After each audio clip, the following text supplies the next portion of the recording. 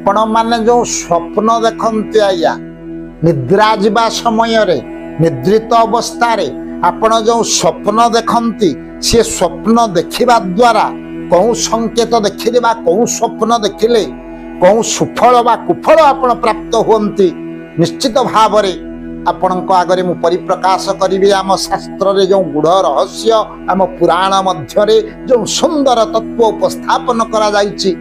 आपण निद्रा जावा समय स्वप्न निद्रित अवस्था स्वप्न देखिला परे आपण कौ संकेत जानी पारिबे कौन स्वप्न देखिले आपण कौ भल मंद कथा को जानी पारिबे। आज्ञा रात्रि होचे 4 प्रहर से तुलसीदास पहिला प्रहर सबको जागे दिशिला प्रहर भोगी तिसिला प्रहर तस्कर जागे चौथा प्रहर जोगी प्रथम प्रहर द्वितीय प्रहर तृतीय प्रहर चतुर्थ प्रहर चतुर्थ है शेष प्रहर घटना। तेबे स्वप्न आपण केते बेले देखंती अधिकांश क्षेत्र रे रात्रि शेष प्रहर रे प्रात समय रे जेतेबेले अंतिम प्रहर सही प्रहर रे जो स्वप्न आपण देखंती कौन स्वप्न देखिले कौ फल जानिबे आपण निकट रे कौ फल पहुंचीबो निश्चित जानिबा आजिर पुराण रहस्य माध्यम रे।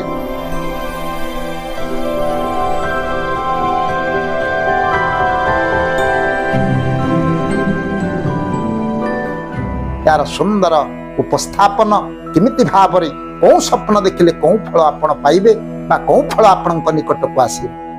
प्रथम है जड़े मृत्यु व्यक्ति जी आपण आत्मीय स्वजन बंधु बांधव कुटुंब परिजन बा निज घर में हूँ जी मृत्यु मुखरे पड़ी से मृत्यु व्यक्ति को जदि आपण स्वप्न रे आज ता सहित कथबार्ता होबार जानिले तेबे आपण माने हुए तो भीतग्रस्त हेबे।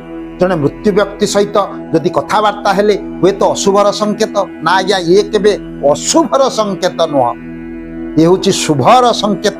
निश्चित भाव जदि मृत्यु व्यक्ति सहित आपण कथबार्ता करुचंती बोली जानिबे असीम धन प्राप्ति हब आपण सीमा करिवार नाही अनेक धन आपण निकट को आसीबो धन रत्न ऐश्वर्यर अधिकारी हेबे धनर सुख छुटिबो आपण निकट ये कथा आपण मन रखिबे।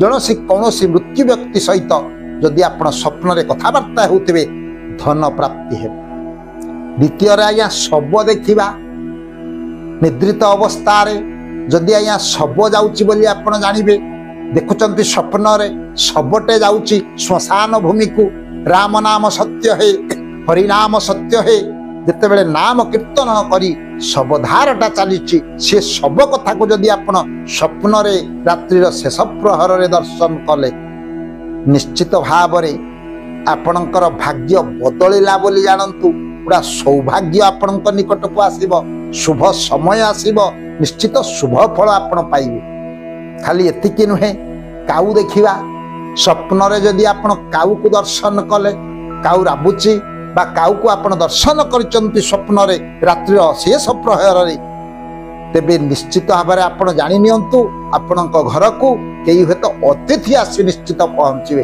ये कथा केबे अन्यथा हेबो ना। खाली एतिकी नुह 4 रे हला या आळती देखिबा ठाकुरंक निकट रे जो संध्या आळती हुए प्रभुंक निकट रे आळती करा जाय ये जदि स्वप्न रे आपण से आळती को आपण दर्शन कले निश्चित भाव रे आपणकर बहु दिनर जो मनस्कामना अंतर मध्य थिला से मनस्कामना निश्चित पूर्ण हबो एथिरे तिळे मात्र संदेह नाही। 5 रे हला या हळदिया वस्त्र ये हळदिया वस्त्र परिधान करिथिबा जदि पत्नी को आपण देखिले आपणकर पत्नी हुए तो आपण स्वप्न रे देखुचंती से हळदिया वस्त्रटे परिधान करिचंती तेबे आपणकर खुशीर सीमा रहिबो नाही। निश्चित भाव रे आपणकर पुओ झियर बाहाघरर समाचार निश्चित पहुंचीबो विवाहर आयोजन हबो पुओ झियर विवाहघर हेबा पई आउ विलंब हेबो ना शुभ मुहूर्तटा आसीबो जदि आपण स्वप्न रे आपण पत्नी हळदिया वस्त्र परिधान करिचंती बोली जानि। खाली एतिकी नुहे 6 रे अछि आया आपणक पत्नी जदि नाली रंगर साड़ी पिंदिथिबा आपण स्वप्न रे देखिले जेबे निश्चित भाव से गुप्त धन प्राप्ति बहु दिन लुकायित से धन जदि किछि रही था गुप्त धन प्राप्त हबार सुजोग गोटे आपण निकट को आसुची एथिरे तिळे मात्र अन्यथा हेबो नाही। ବଇଁଶୀ ବଇଁଶୀ ଆପଣ ଭଗବାନ କୃଷ୍ଣଙ୍କ ହସ୍ତରେ ବଇଁଶୀ ଦେଖନ୍ତି। କେହି ହୁଏତ ବଇଁଶୀ ବାଦନ କରୁଥିବେ, ଯେ ବଇଁଶୀକୁ ଯଦି ଆପଣ ସ୍ୱପ୍ନରେ ଦର୍ଶନ କଲେ ତେବେ ଶୁଭ ଫଳ ନିଶ୍ଚିତ।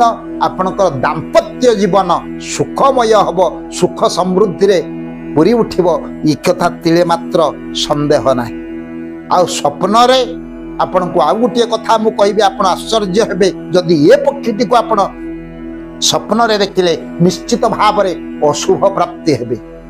ତେବେ ଆପଣ କହିବେ ସେ ପକ୍ଷୀଟି କଣ? ନା, ଯଦି ପେଚାକୁ ଆପଣ ଦେଖିଲେ, ସେ ପେଚାକୁ ଯଦି ଦେଖିଲେ ଆଜ୍ଞା ସ୍ୱପ୍ନରେ, ଆପଣ ଧନ ହାନି ହେବ, ଆପଣଙ୍କର ନିଶ୍ଚିତ ଭାବରେ ଅର୍ଥବ୍ୟୟ ହବ। ଏମିତି ଆଜ୍ଞା ଭଲରେ ଆପଣ ଥିବେ, ହଠାତ୍ ଧନକ୍ଷୟ ହବ, ନିଶ୍ଚିତ ଅପବ୍ୟୟ ହେଇଯିବ, ଧନ ଖର୍ଚ୍ଚାନ୍ତରେ ଆପଣ ନିଶ୍ଚିତ ପଡ଼ିବେ, ଏଥିରେ ତିଳେ ମାତ୍ର ସନ୍ଦେହ ନାହିଁ।